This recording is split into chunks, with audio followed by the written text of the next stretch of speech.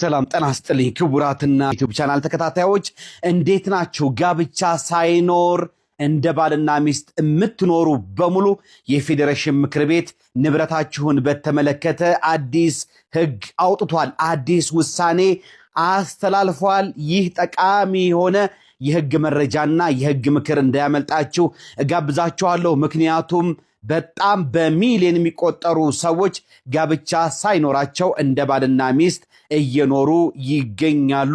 በተለይም በአሁኑ ሰዓት እንደ ዘመናዊነትም እየተወሰደ እንደዚሁም ደግሞ ካለው የከተሜነት መስፋፋት ጋር በተያያዘ ብዙ ሰዎች ህጋዊ ጋብቻ ሳይፈጽሙ እንደ ባልና ሚስት ይኖራሉ። ነገር ግን በየግላቸው የሚያፈሯቸው በጋራ የሚያፈሯቸው ንብረቶች ይኖራሉ። ስለዚህ ይህ የፌዴሬሽን ምክር ቤት ያስተላለፈው ውሳኔ እንደ ህግ የሚቆጠር በመሆኑ እንዳያመልጣችሁ ጋብዛችኋለሁ። ለዛሬ እንግዲህ ይህ የፌዴሬሽን ምክር ቤት የሰጠው ውሳኔ ከኦሮሚያ ክልል ፊንፊኔ ልዩ ዞን ከፍተኛ ፍርድ ቤት ጀምሮ የክልሉን ጠቅላይ ፍርድ ቤት እንደዚሁም ሰበር ሰሚ ችሎት እንደዚሁም የፌዴራል ጠቅላይ ፍርድ ቤት ሰበር ሰሚ ችሎት አቋርጦ እስከ ፌዴሬሽን ምክር ቤት ድረስ በህገ መንግስት አጣሪ ጉባኤን አልፎ የደረሰና የተወሰነ ውሳኔ ነው።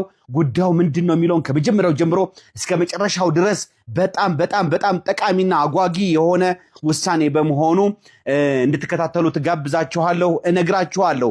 ጉዳዩ እንግዲህ የተነሳው በኦሮሚያ ክልል ፊንፊኔ ልዩ ዞን ከፍተኛ ፍርድ ቤት ነው የተጀመረው። አመልካቿ ወይዘሮ አልማዝ ነጋሽና ሟች ደግሞ አቶ ደረጀ ብርሃኑ የሚባሉ ሁለት ግለሰቦች ለ14 ዓመታት ያለ ጋብቻ እንደ ባልና ሚስት አብረው ኖረዋል። እነዚህ ሁለቱ ግለሰቦች አብረው በሚኖሩበት ወቅት ቤት የወይዘሮ አልማዝ ስለመሆኑ የግል ንብረት የሚል የውል ስምምነት በሽማግሌዎች ፊት አድርገው ነበረ። ሆኖም እንግዲህ አቶ ደረጀ ከዚህ ዓለም በሞት ሲለዩ ወራሾቻቸው ልጆቻቸው ውሉ በፍርድ ቤት ስላልጸደቀ ይሄ የግል ንብረት ነው የወይዘሮ አልማዝ የግል ንብረት ነው ብለው አቶ ደረጀና ወይዘሮ አልማዝ ያደረጉት የንብረት ስምምነት በፍርድ ቤት ስላልጸደቀ ልንካፈል ይገባል፣ ቤቱ የጋራ ነው፣ ወራሾች ይሄን ቤት 50%ን ግማሹን ከወይዘሮ አልማዝ ላይ ልንካፈል ይገባል በማለት ክርክር ያነሳሉ። የኦሮሚያ ክልል ፊንፊኔ ልዩ ዞንም ሁለቱን ወገኖች ያከራክርና ሟች ቤቱ የሴቷ መሆኑን አምነው በህይወት እያሉ ይሄንን ውል የፈጸሙ በመሆናቸው የሟች ወራሾች ቤቱን የመካፈል መብት የላቸውም በማለት ውሳኔ ይሰጣል። እንግዲህ የሟቹ ወራሾችም የአቶ ደረጀ ወራሾችም በዚህ ውሳኔ ቅር ተሰኝተው ለኦሮሚያ ክልል ጠቅላይ ፍርድ ቤት ይግባኝ ያቀረቡ ሲሆን ሴቷና የሟች ልጆች ወይም ከሳሾች ማለት ነው ክርክር አድርገው አንድ ወንድና አንድ ሴት ጋብቻ ሳይኖር እንደ ባልና ሚስት ከ3 ዓመት በላይ በመኖር ያፈሩት ንብረት የጋራ እንደሚሆን በቤተሰብ ሕጉ ስለተደነገገ ተከሳሽ ወይም ሴትዮዋና ሟች ደግሞ ከ10 ዓመት በላይ ጋብቻ ሳይኖራቸው እንደ ባልና ሚስት አብረው የኖሩ በመሆኑ ንብረቱ የጋራቸው ስለሆነ እኩል ሊካፈሉ ይገባል። ወራሾች የመካፈል መብት አላቸው። ቤቱን በተመለከተ ያደረጉት ይሄ በሽማግሌዎች ፊት ያደረጉት የግል የሴቷ ንብረት ነው የወይዘሮ አልማዝ ነው በሚል ያደረጉት ስምምነት ግን በፍርድ ቤቱ ባይጸድቅም የሚፈይደው ነገር የለም በማለት እነዚህ ወራሾች የመካፈል መብት አላቸው በማለት ውሳኔ ይሰጣል። በተራቸው እንግዲህ እኚህ ሴት ወይዘሮ አልማዝ በዚህ ውሳኔ ቅር በመሰኘት ለኦሮሚያ ክልል ጠቅላይ ፍርድ ቤት ሰበር ሰሚ ችሎት ይግባኛቸውን ያቀርባሉ። ይግባኙም ቢያቀርቡም ግን ይግባኛቸው አያስቀርብም ተብሎ ውድቅ ይደረግባቸዋል። በዚህም ተስፋ ያልቆረጡት እኚህ ሴት ይግባኛቸውን ለፌዴራል ጠቅላይ ፍርድ ቤት ሰበር ሰሚ ችሎት ያቀረቡ ሲሆን የሰበር ሰሚ ችሎቱም እንግዲህ ሁለቱን ወገኖች ሴትዮዋን ወይም ይግባኝ ባይንና የሟች ወራሾችን የአቶ ደረጀ ወራሾችን በማከራከር ውሳኔ ሰጥቷል። በውሳኔውም እንግዲህ ጋብቻ ሳይኖር እንደ ባልና ሚስት በመሆን የሚፈሩ ንብረቶች ዕጣ ፋንታ የሚወሰነው በጋብቻ ውስጥ የተፈሩ ንብረቶች በሚጣራበት መንገድ ስለሆነ ባልና ሚስት አብረው እያሉ ያፈሩት ንብረት የግል ንብረት መሆን የሚችለው በፍርድ ቤት ቀርቦ ሲጸድቅ ብቻ ሲሆን ይህ በፍርድ ቤት የማጸደቅ አሰራር ደግሞ እንደ ባልና ሚስትም ጋብቻ ሳይኖራቸው እንደ ባልና ሚስትም አብረው በሚኖሩ ሰዎችም ላይ ተፈጻሚነት ያለው በመሆኑ ሴትዮዋ ቤቱ የግል እንዲሆንላቸው ከሟች ጋር ስምምነት ያደረጉ ቢሆንም ስምምነቱ ለፍርድ ቤት ቀርቦ ያልጸደቀ በመሆኑ በስምምነቱ ይሄ ስምምነት አስገዳጅነት ስለማይኖረው የሟች ወራሾች ይህንን ቤት ከሴትየዋ ላይ ግማሹን የመካፈል መብት አላቸው በማለት የፌዴራል ጠቅላይ ፍርድ ቤት ሰበር ሰሚ ችሎት ውሳኔ ይሰጣል። እንግዲህ እኚህ ሴትም ወይዘሮ አልማዝም ተስፋ የማይቆርጡ ናቸው። የመጨረሻ ተስፋ ባለመቁረጥ ለሕገ መንግሥት አጣሪ ጉባኤ ይግባኛቸውን ያቀርባሉ።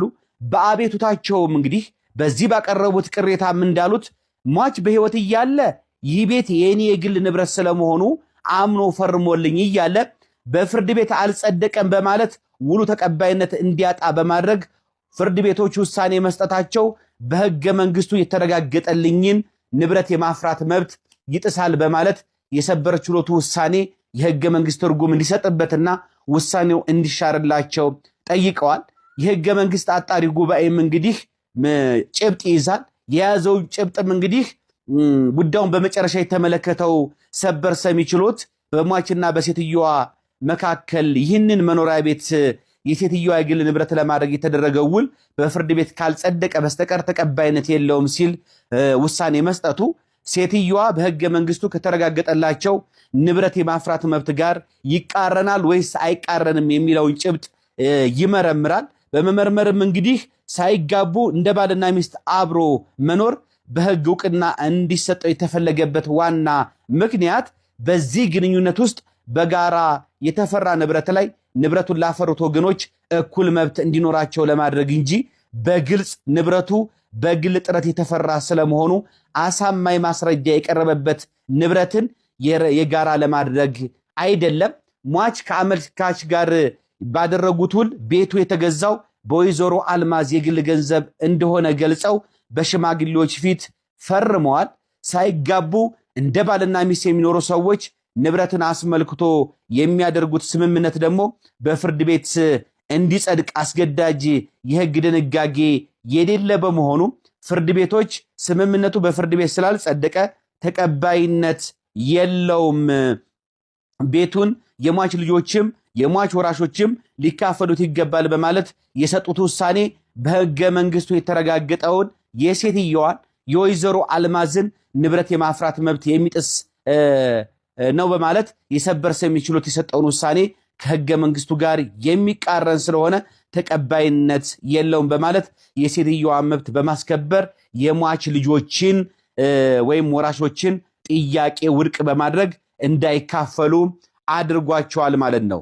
የፌዴሬሽን ምክር ቤት እንግዲህ የሰጠው ይህ አስገዳጅ ትርጉም እንግዲህ ያለ ጋብቻ አብረው የሚኖሩ ሰዎች ስለ ንብረታቸው የሚያደርጉ ስምምነት እንደ ጋብቻ የግድ በፍርድ ቤት ጋብቻ እንዳላቸው ባልና ሚስት የግድ በፍርድ ቤት መጽደቅ አለበት የሚል የሕግ ግዴታ የለም።